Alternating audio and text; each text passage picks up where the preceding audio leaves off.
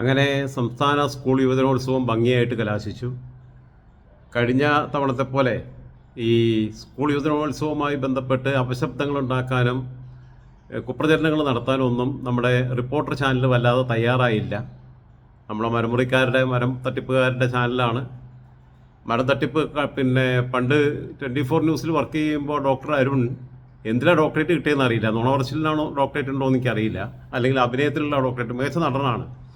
തലയിൽ ഒരു ലുങ്കിയൊക്കെ എടുത്ത് തലയിലൊരു തോർത്തൊക്കെ കെട്ടി ഒരു ലോറിയിൽ ഈ മുട്ടിൽ മരം തട്ടിപ്പുകാരുടെ തട്ടിപ്പെല്ലാം പോയിട്ട് റിപ്പോർട്ട് ചെയ്ത അതേ അരുൺ അവരുടെ അടിമയായി അവരെ സാർ സാർ സാർ സാർ എന്ന് പൊട്ടൊരു തേങ്ങയിട്ടമാരി വിളിച്ചുകൊണ്ട് അവരുടെ ചാനലിൽ തന്നെ പോയി ഇരിക്കേണ്ടി വന്ന ഗതികേട് നമ്മൾ കണ്ടതാണ്. ആത്മാഭിമാനം പണയം വെക്കുക എന്ന് പറയുന്ന ഇതിനാണ്. നിലപാടുള്ളൊരു മനുഷ്യൻ ഒരിക്കലും പോകാത്ത ഒരിടത്തേക്കാണ് അരുൺ പോയത്. ഡോക്ടറേറ്റ് ഒന്നും കിട്ടിയിട്ട് കാര്യമൊന്നുമില്ല. ഒരു മനുഷ്യനായി കഴിഞ്ഞാൽ അഭിമാന ബോധം ഏറ്റവും പ്രധാനപ്പെട്ടതാണ്. അത് അരുണില്ല എന്നുള്ളത് തെളിയിച്ചു. കഴിഞ്ഞ തവണ സംസ്ഥാന സ്കൂൾ യുവജനോത്സവത്തിലാണ് അരുൺ ആവശ്യമില്ലാത്തൊരു വിവാദം ഉണ്ടാക്കിയത്. അരുൺ കൊണ്ടുവന്ന വിവാദം എങ്ങനെയായിരുന്നു? പിന്നെ ബാക്കി പച്ചക്കറികളാണ് വിളമ്പുന്നത്, ബീഫ് വിളമ്പുന്നില്ല. കേട്ടാൽ തോന്നും ബീഫ് കഴിക്കാനാണ് കുട്ടികൾ സ്കൂൾ യുവജനോത്സവത്തിന് പോകണമെന്നാണ്. അവിടെ അവർ മോഹിനിയാട്ടവും ഭരതനാട്യവും പിന്നെ നാടകവും കഥാപ്രസംഗവും പിന്നെ ലളിതഗാനവും ഒക്കെ അവതരിപ്പിക്കാൻ പോകുന്നവരാ. അതിന് സമ്മാനം കിട്ടണമെന്നുണ്ടെങ്കിലും അല്ലെങ്കിൽ പ്രോത്സാഹന സമ്മാനമെങ്കിലും കിട്ടണം എന്ന് കരുതി പ്രതീക്ഷിച്ച് പോകുന്നവരാണ്. ഗ്രേസ് മാർക്കും ഒക്കെ കണക്കൂട്ടി പോകുന്നവരാണ്. അത് കാണാൻ ചെല്ലുന്നവർ ഇത് ആസ്വദിക്കാൻ വേണ്ടി പോകുന്നവരാണ്, അല്ലാതെ അവിടെ ബീഫ് തിന്നാൻ പോവുകയല്ല. പക്ഷേ ബീഫിനെ കുറിച്ച് അങ്ങനെ പറയുന്നതിന് വലിയ കുഴപ്പമൊന്നുമില്ല. വഴിയുടെ മോഹൻ നമ്പൂരി പറഞ്ഞു ഇനി മേലാൽ ഞാൻ സ്കൂൾ യുവജനോത്സവം ഏറ്റെടുക്കില്ല എന്ന് പറഞ്ഞു. മന്ത്രിമാരുൾപ്പെടെ അദ്ദേഹത്തെ നേരിട്ട്, കാരണം 45,000 പേർക്കാണ് 4 ദിവസം തുടർച്ചയായിട്ട് ഒരു കുഴപ്പമില്ലാതെ, ഒരു ഭക്ഷ്യവിഷബാധയില്ലാതെ, ഒരാൾക്ക് ഒരു ചെറിയ വയറിളക്കം പോലും പിടിക്കാതെ, ഒരു ഛർദ്ദിൽ പോലും പിടിക്കാതെ അത്രയും വൃത്തിക്ക് ക്ലീൻ ആൻഡ് ക്ലിയർ ആയിട്ട് ഈ ഭക്ഷണം ഉണ്ടാക്കി കൊടുക്കുന്നത്. ആ മനുഷ്യൻ്റെ സമർപ്പണ മനോഭാവമാണ്, ഡെഡിക്കേഷനാണ്. അയാൾക്ക് ആ നേരത്ത് വേറെ പരിപാടിക്ക് പോയി കഴിഞ്ഞാൽ ഇതിലേറെ പൈസ കിട്ടും. പഴയടം മോഹൻ നമ്പൂരിക്കൊക്കെ ഒരു ഷെഫ് എന്നുള്ള രീതിയിൽ ഇന്ന് കേരളത്തിലെ ഏറ്റവും വിലയേറിയ താരങ്ങളിലൊന്നാണ്. കേരളത്തിലെ ഏറ്റവും വിലയേറിയ മാധ്യമപ്രവർത്തകനായിട്ട് മാറാൻ അരുണോ രാജൻ ജോസഫോ ഒന്നും 1000 ജന്മം ജനിച്ചാലും കഴിയില്ല. പക്ഷേ പഴയടം മോഹൻ നമ്പൂരിക്ക് ഒറ്റ ജന്മത്തിൽ കേരളത്തിലെ ഏറ്റവും വെജിറ്റബിൾ ഭക്ഷണം ഉണ്ടാക്കുന്നതിൽ, പച്ചക്കറി ഭക്ഷണം ഉണ്ടാക്കുന്നതിൽ ഏറ്റവും മികച്ച പാചകക്കാരൻ എന്ന പേരും, അത് മാത്രമല്ല അദ്ദേഹത്തിൻ്റെ എളിമ, വിനയം എനിക്കില്ല, അരുണിനില്ല. അത് അത്രയും ഒന്നുമല്ലാത്ത നമ്മളൊക്കെ വലിയ സംഭവമാണെന്ന് പറഞ്ഞ് നടക്കുക. ആ മനുഷ്യൻ വിനയം കൈവിട്ട്, ലാളിത്യം കൈവിട്ട് ഒരു വാക്കുപോലും അയാളുടെ വായിൽ നിന്ന് വീണില്ല. ഇത്തവണ ഞാൻ കരുതി എന്നാൽ പിന്നെ അരുണ് പോയിട്ട് ഇത്തവണ പിന്നെ പോത്തിറച്ചി വേണമെന്ന് പറഞ്ഞിട്ടില്ല. കേരളത്തിൽ ബീഫ് എന്നുള്ളത് ഉദ്ദേശിക്കുന്നത് പോത്താണ്. ഈ പോത്തിനെ കൊല്ലുന്നതിന് ഉത്തരേന്ത്യയിലും വലിയ പ്രശ്നമൊന്നുമില്ല. ഈ പശുവിനെ പശുവിറച്ചി നമുക്കും തിന്നാൻ താല്പര്യമില്ലാത്തതാണ്. മാർക്കറ്റിൽ പോയിട്ട് പലപ്പോഴും ഇറച്ചി മേടിക്കാതിരിക്കുന്നത് പശുവാണെന്ന് എഴുതിയിട്ട് നാട്ടിൻപുറത്ത് അറിവിലെല്ലാം പോത്തിനെ കൊണ്ടുവന്നിട്ട് ഇതാക്കുന്നത്. പശുവിറച്ചി തിന്നാൻ പൊതുവെ താല്പര്യമില്ല. ഉത്തരേന്ത്യയിൽ പശുവിനെ വളർത്തി അതിൻ്റെ പാലും വിറ്റ് ജീവിക്കുന്ന പാവപ്പെട്ട കർഷകൻ്റെ പിന്നെ പശുവിനെ രാത്രി മോഷ്ടിച്ചു കൊണ്ടുപോവുക അറക്കാൻ, അങ്ങനെയൊക്കെ വരുമ്പോഴാണ് ഈ പശുവിൻ്റെ പേരിലുള്ള കൊലപാതകം ഉണ്ടാകുന്നത്. അതിന് പിന്നീട് ഇവിടുത്തെ മാധ്യമങ്ങൾ വളച്ചൊടിച്ച് ദുർവ്യാഖ്യാനം ചെയ്ത് തെറ്റായ രീതിയിൽ അവതരിപ്പിക്കുന്നു. എന്തായിരുന്നാലും പഴയടം മോഹൻ നമ്പൂതിരിയുടെ അടുത്ത് പിന്നീട് അരുൺ ഓണത്തിൻ്റെ സമയത്ത് പോയിട്ട് മാപ്പ് പറയുകയും ഒക്കെ ചെയ്തു. അത് സോൾവ് ആക്കി. ഇത്തവണ ഞാൻ കരുതിയത് സത്യം പറഞ്ഞു കഴിഞ്ഞാൽ പന്നിയിറച്ചി വിളമ്പണം എന്നാണ് പറയുന്നത്. അരുൺ പോയിട്ട് പന്നിയിറച്ചി നല്ല ടേസ്റ്റാണെന്നേ. പന്നിയിറച്ചിയിൽ അത്ര ടേസ്റ്റുള്ള ഇറച്ചി ഞാൻ വേറെ കഴിച്ചിട്ടില്ല, പ്രത്യേകിച്ച് കാട്ടുപന്നി. ഇപ്പോൾ ഫോറസ്റ്റുകാരെ കേസും കൂടെ വരാൻ ബാക്കിയുള്ളൂ. പാമ്പും പട്ടിയും പൂച്ചയും അല്ലാതെ പിന്നെ കുരങ്ങും അല്ലാതെ ഒക്കെ കഴിച്ചിട്ടുണ്ട്. കുരങ്ങിൻ്റെ ഇറച്ചി കഴിക്കാൻ അവസരം കിട്ടിയിട്ടുണ്ട്, കഴിച്ചിട്ടില്ല. മയിലിറച്ചി കഴിച്ചിട്ടുണ്ട്. മയിലിൻ്റെ ഇറച്ചി പിന്നെ കുറച്ച് കട്ടി കൂടുതലാണ്. അരിപ്രാവിനെ കഴിച്ചിട്ടുണ്ട്, അമ്പലപ്രാവിനെ കഴിച്ചിട്ടുണ്ട്, വളർത്തുന്ന പ്രാവിനെ കഴിച്ചിട്ടില്ല, ബെരുകിനെ കഴിച്ചിട്ടുണ്ട്, മാനിറച്ചി കഴിച്ചിട്ടുണ്ട്. അത് ഇളം ബീഫ് പോലെ ഇരിക്കും, നാര് പോലെയുള്ള ഇറച്ചി ഉണ്ടാവും. പന്നിയിറച്ചി ഭയങ്കര രസമാണ്. തവളയിറച്ചി കഴിച്ചിട്ടുണ്ട്. അതാണ് ഏറ്റവും ടേസ്റ്റി ആയിട്ടുള്ള, ലോകത്തെ ഏറ്റവും ടേസ്റ്റി ആയിട്ട് കഴിച്ചിട്ടുള്ള ഇറച്ചി എന്ന് പറഞ്ഞാൽ തവളയിറച്ചിയാണ്. ഇതൊക്കെ എവിടെ നിന്ന് കഴിച്ചു എന്നുള്ളതൊക്കെ പിന്നെ ചോദ്യം ചെയ്യുമ്പോൾ ഞാൻ പറയാം. ഇത് റെക്കോർഡിങ്ങിലാണല്ലോ, തെളിവല്ലേ. ഞാനിതെല്ലാം കഴിച്ചിട്ടുണ്ട്. ഈ പറഞ്ഞ പെരുമ്പാമ്പിൻ്റെ ഇറച്ചി കഴിക്കാൻ അവസരം കിട്ടി, എനിക്ക് അറപ്പായതുകൊണ്ട് കഴിച്ചിട്ടില്ല. കുരങ്ങിൻ്റെ ഇറച്ചി കഴിക്കാൻ അവസരം കിട്ടി, എനിക്ക് അറപ്പായതുകൊണ്ട് എനിക്ക് കഴിച്ചിട്ടില്ല. അതൊക്കെ ചെറിയ പ്രായത്തിൽ കിട്ടിയിട്ടുള്ള അവസരങ്ങളാണ്. പെരുമ്പാമ്പിൻ്റെ ഇറച്ചി എന്തായാലും ഇത്തിരി ഒന്ന് ടേസ്റ്റ് ചെയ്ത് നോക്കും, പിന്നെ നീ എന്തായാലും കഴിക്കുന്നതാണ്. എനിക്കെന്തോ അവിടെ അറപ്പായി ഉണ്ട്. പിന്നെ ഞാൻ പറഞ്ഞല്ലോ, പട്ടിയെയും പൂച്ചനെയും കുരങ്ങിനെയും പാമ്പിനെയും എല്ലാത്തൊക്കെ തിന്നുന്നു പറഞ്ഞത്. അങ്ങനെ കാട്ടുകോഴിയുടെ ഇറച്ചി തിന്നിട്ടുണ്ട്. അങ്ങനെ പലതും കഴിച്ചിട്ടുണ്ട്. അതിൽ ഏറ്റവും രസമുള്ളത് പന്നിയാണ്. പന്നി പോട്ടെ, വളർത്തുപന്നിയുടെ കാര്യം. വളർത്തുപന്നി ഇറച്ചി എന്തായാലും പിന്നെ വിളമ്പുന്നത് നിയമവിരുദ്ധം അല്ലല്ലോ, നിയമവിധേയമാണ്. പന്നിയിറച്ചി വേണമെന്ന് പിന്നെ പറഞ്ഞ് പിന്നെ പ്രാവശ്യം ഒരു കോലാഹലം ഉണ്ടാക്കായിരുന്നു അരുണിന് ധൈര്യം വരില്ല.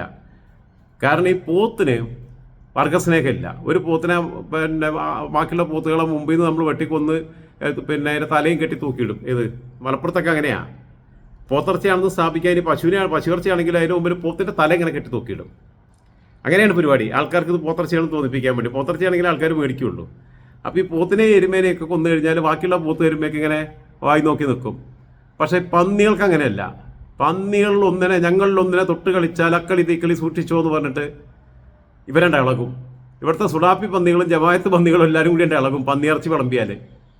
പണ്ട് ഏതൊക്കെ ഒരു സ്കൂളിൽ നാഷണൽ സർവീസ് സ്കീമിൻ്റെ ക്യാമ്പിൻ്റെ പിന്നെ ഇടയിൽ പന്നിയിറച്ചി വിളമ്പിന്ന് കണ്ട ആരെയും നിർബന്ധിച്ച് കഴിപ്പിച്ചിട്ടില്ല. പന്നിയിറച്ചിയാണ് കഴിക്കുന്നവർ കഴിച്ചാൽ മതി എന്ന് പറഞ്ഞാൽ അതൊരു അധ്യാപകൻ സ്പോൺസർ ചെയ്തതാണ്. ഓരോ ദിവസം ഓരോരുത്തർ സ്പോൺസർ ചെയ്യും. അവിയൽ കഴിക്കാത്തവർ കഴിക്കൂല, പാവയ്ക്ക കഴിക്കാത്തവർ കഴിക്കൂല, മീൻ കഴിക്കാത്തവർ കഴിക്കൂല, അത്രയേ ഉള്ളൂ. അതേപോലെ തന്നെ പന്നിയിറച്ചി കഴിക്കാത്തവർ കഴിക്കണ്ട. പക്ഷേ അന്ന് ഈ SDP പോപ്പുലർ ഫ്രണ്ടിൻ്റെ ഒക്കെ മൃഗീയമായ ഭരണകാലഘട്ടത്തിൽ ഈ പിന്നെ കേന്ദ്രത്തിൽ BJP അല്ലാത്ത കാലഘട്ടത്തിൽ അവർക്ക് എന്തും വേണമെങ്കിലും ചെയ്യാമെന്ന് തോന്നിയ കാലത്ത് അവർ ഈ അധ്യാപകന്മാരെ എല്ലാം കയറിയിട്ട് സ്കൂളിൽ കയറിയിട്ട് നിരങ്ങി അടിച്ചു. അതേ പറഞ്ഞേ, വർഗസ്നേഹം കൂടുതലാണ് അവർക്ക്. ഈ പാവം പിന്നെ പോത്തിന് വർഗസ്നേഹമില്ല. പോത്തുകളിൽ ഒന്നിനെ കൊന്നു കഴിഞ്ഞാൽ ബാക്കിയുള്ള പോത്ത് ഓടും അതിനെ പിടിക്കുന്ന എഴുതിയിട്ട്. ഇതങ്ങനെയല്ല. ഞങ്ങളിൽ ഒന്നിനെ തൊട്ട് കളിച്ചാൽ അക്കളി തീക്കളി സൂക്ഷിച്ചോ എന്ന് പറഞ്ഞാൽ ബാക്കിയുള്ള പന്നികൾ കൂട്ടമായി വന്ന് ഈ പന്നിയെ ശരിയാക്കിയവരെ പിടിച്ച് ശരിയാക്കി പിന്നെ കുത്തി വളർത്തി അവരെ പറ്റിയ കൈപ്പത്തി വെട്ടിയെടുക്കും, അതല്ലെങ്കിൽ തല വെട്ടും, അങ്ങനെയൊക്കെ ചെയ്യും. പിന്നെ അതന്വേഷിക്കാൻ പോലീസ് എന്ന് കഴിഞ്ഞാൽ പോലീസുകാരുടെ വീട്ടിലേക്കുള്ള വഴി ഞങ്ങൾക്കറിയാം, അവരുടെ ഭാര്യമാർ ജോലി ചെയ്യുന്ന സ്ഥലം ഞങ്ങൾക്കറിയാം, അവരുടെ മക്കൾ പഠിക്കുന്ന സ്കൂൾ ഞങ്ങൾക്കറിയാമെന്ന് പറഞ്ഞിട്ട് ആ ആലപ്പുഴയിൽ പിന്നെ മനുഷ്യ സ്നേഹമുള്ള മനുഷ്യരുടെ, കാരണം ഇത്തരം ക്രിമിനലുകളെ ജീവിക്കാൻ അനുവദിക്കരുത് എന്ന തീരുമാനത്തിൻ്റെ ഭാഗമായിട്ട് അടുത്ത തലമുറ സുരക്ഷിതരായി ഇവിടെ വളരാൻ വേണ്ടി അവരുടെ പിന്നെ മനുഷ്യസ്നേഹമുള്ള മനുഷ്യർ മറ്റുള്ളവരുടെ ജീവൻ രക്ഷിക്കാൻ വേണ്ടി വെട്ടിക്കൊന്നു കളഞ്ഞ ഷാൻ എന്ന് പറഞ്ഞവൻ്റെ പ്രസംഗത്തിൽ പറഞ്ഞതുപോലെ ഇവർ ചെയ്യുമായിരുന്നു. എന്തായിരുന്നാലും ഇപ്രാവശ്യം അതിനൊന്നും നിന്നില്ല ഇവർ. ഏതായിരുന്നാലും റിപ്പോർട്ടർ ചാനലിൻ്റെ കഥ ഭയങ്കര രസമാണ്. അർജുൻ്റെ ശിരൂര് പിന്നെ മണ്ണിടിച്ചിൽ അർജുൻ പെട്ടുപോയപ്പോൾ അർജുനെയും കൊണ്ടേ ഞങ്ങൾ മടങ്ങൂ. സുജിയും അരുണും കൂടി ഭയങ്കര വർത്താനാണ്. അരുൺ ഇങ്ങനെ പറയാണ്. അരുൺ ഇപ്പോൾ റിപ്പോർട്ടർ ചാനൽ 123 മണിക്കൂറിലേക്ക് തുടർച്ചയായ പ്രക്ഷേപണം, പരസ്യങ്ങളില്ലാതെ. അതെന്നെ വലിയ പരസ്യമാണ്. ഇതെന്താ കൗണ്ട് ഡൗൺ നടത്തുക? ഇതെന്താ ഗിന്നസ് ബുക്കിൽ റെക്കോർഡ് പിന്നെ ഗിന്നസ് റെക്കോർഡ് കിട്ടാൻ വേണ്ടിയിട്ടുള്ള ശ്രമം തുടർച്ചയായിട്ട് പ്രക്ഷേപണം നടത്തണേ വിനോദ പരിപാടി. അത് ഒരു പയ്യൻ പോയിട്ട് അവൻ്റെ ബോഡി കിട്ടാതെ അതിന് വേണ്ടിയിട്ട് ജനങ്ങൾ മുഴുവൻ അതിനെ വിഷമിച്ച കുടുംബം തകർന്നിരിക്കുമ്പോൾ ഇവരിവിടെ കിടന്ന് കോപ്രായം കാണിക്കുക. 129 മണിക്കൂറുകൾ കഴിഞ്ഞ് 129 മണിക്കൂറുകൾ 59 മിനിറ്റ് 1 സെക്കൻഡ് ആകുമ്പോഴും അർജുനെ കണ്ടെത്താൻ നമുക്ക് കഴിഞ്ഞിട്ടില്ല. ക്രിക്കറ്റ് കമന്ററി പറയണ പോലെ, ഫുട്ബോൾ കമന്ററി പറയണ പോലെ പറഞ്ഞ വൃത്തികെട്ടവന്മാരാ റിപ്പോർട്ടർ ചാനലിലെ മുതലാളി വലിക്കെടുത്തവര്. സുജയ പാർവതി കാണിച്ച് നമ്മൾ കണ്ടതാ. ഉമ്മൻചാണ്ടിയുടെ പെട്ടിക്ക് അടുത്തിരുന്നിട്ട് ആ ബസ്സിൽ കയറിയിട്ട് ഇല്ല മരിച്ചിട്ടില്ല, ഉമ്മൻചാണ്ടി മരിച്ചിട്ടില്ല. പിന്നെ അവൾ അപ്പൂപ്പനാണോ മരിച്ചേ? ഉമ്മൻചാണ്ടി മരിച്ചിട്ടില്ല. ഉമ്മൻചാണ്ടിയുടെ ബോർഡിൻ്റെ അടുത്ത് നിന്നിട്ട് പറയാ. ഏതായിരുന്നാലും ഉമ്മൻചാണ്ടിയുടെ കുടുംബമായിട്ട് എനിക്കുള്ള അത്രയും ബന്ധം സുജയിക്കേണ്ടതെന്ന് ഞാൻ കരുതുന്നില്ല. സംശയം ഉണ്ടെങ്കിൽ ചാണ്ടി ഉമ്മനോടൊക്കെ ചോദിച്ചു നോക്കിയാൽ മതി, പറയിപ്പിക്കരുത്. എന്തായാലും ഇപ്രാവശ്യം പടയിടം മോഹനൻ നമ്പൂതിരിയെ വെറുതെ വിട്ടതിലും പന്നിയിറച്ചി വിളമ്പണമെന്ന് ആവശ്യം ഉന്നയിക്കാതിരുന്നതിലും ഡോക്ടർ അരുൺകുമാറിന് ഏതിലാണ് ഡോക്ടറേറ്റ് കിട്ടിയതെന്ന് എനിക്കറിയില്ല. എന്തായിരുന്നാലും ഈ കുത്തിത്തിരിപ്പിൽ ഡോക്ടറേറ്റ് കിട്ടാൻ ഏറ്റവും യോഗ്യനായാലും അതിന് PhD ഉണ്ടെന്നുണ്ടെങ്കിൽ അത് കിട്ടേണ്ടെന്ന് ഇന്ന് കേരളത്തിലെ ഏറ്റവും യോഗ്യരായ ആളുകളെല്ലാം ഒരേ ചാനലിൽ തന്നെ വന്നുപെടുന്നു. അതിൽ സ്മൃതി കുറച്ചൊരു മര്യാദക്കാരിയാണ്. പിന്നെ ഉണ്ണിയേട്ടൻ ഒരു മാന്യനായ മാധ്യമപ്രവർത്തകനാണ്. അദ്ദേഹം എങ്ങനെയാണ് ആ ചാനലിൽ ഇരിക്കുന്നതെന്ന് എനിക്കറിയില്ല. ഏതായാലും അധികകാലമൊന്നും ഇതിൽ ചിലരൊന്നും അവിടെ ഉണ്ടാവില്ല. അതിനെക്കുറിച്ച് ഇപ്പം ഒന്നും പറയണില്ല. എന്തായിരുന്നാലും എല്ലാവർക്കും ഗുഡ് ആഫ്റ്റർനൂൺ പറയാനായിട്ടില്ല. കാരണം ഇപ്പോൾ സമയം എത്രയായി? വാച്ച് മുമ്പിൽ കാണാനില്ല. വാച്ചൊക്കെ എവിടെ ഇരിക്കുക? ഒരു വാച്ച് അത്തുപോയി. അത് വെറുതെ കാണാൻ വേണ്ടി ഭംഗിക്ക് കയ്യിൽ കിട്ടും. വേറൊരു വാച്ച് പിന്നെ ഹാർട്ട് ബീറ്റ്സും പിന്നെ നടക്കുന്നതിൻ്റെ ഫീറ്റൊക്കെ അറിയാമെന്നൊക്കെ പറഞ്ഞ് മേടിച്ചു. അതിലൊരു കുന്തം അറിയാമല്ല. അതിൽ ഇടയ്ക്ക് കാണിക്കുന്ന സംഖ്യ അല്ല, അടുത്ത് പിന്നെ കാണിക്കുന്ന ഡിജിറ്റ്. അവർ വില കുറഞ്ഞ വാച്ചാ 2,700 രൂപയ്ക്ക് മേടിച്ചതാണ്. അതുകൊണ്ട് അതിന് അത്രയ്ക്ക് എഫക്റ്റ് ഉണ്ടാവുള്ളൂ എന്നാണ് പറഞ്ഞത്. അത് വെറുതെ കാണാൻ വേണ്ടി കയ്യിൽ കിട്ടും. ഈ റോൾഡ് ഗോൾഡിൻ്റെ പിന്നെ വള സ്വർണ്ണവളയാണെന്ന് തോന്നിപ്പിക്കുന്ന മാതിരി കൈ കെട്ടണ മാതിരി വാച്ച് ഓടുമില്ലെന്ന് ആരും നോക്കില്ലല്ലോ. ഇപ്പം ഇന്നത്തെ കാലത്ത് മൊബൈലല്ലേ ടൈം നോക്കുക. അതുകൊണ്ട് ആരും സമയം ചോദിക്കില്ല. അപ്പോൾ ശരി, വീണ്ടും സന്ധിക്കും വരെ വണക്കം.